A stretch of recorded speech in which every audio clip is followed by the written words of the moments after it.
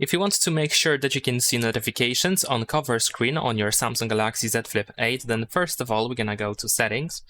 Then here we should be able to find the cover screen option.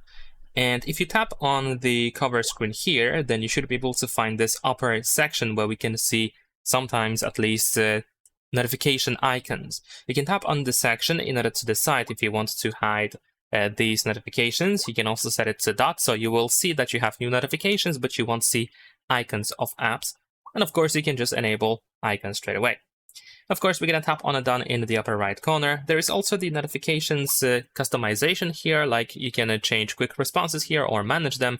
And also we have shown notification pop-ups even while screen is off. So if you want to, of course, see that, then you can easily enable it. Now let's close the phone.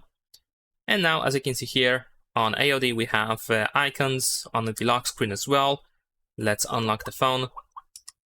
Now over here we cannot see those notification icons, but of course we can check notifications just by swiping down from the left side from the top, just like you can do this with your phone being fully unflipped. And of course you can check notifications even without unlocking the phone. You should still be able to see them here. So that's pretty much it. Leave a like and subscribe.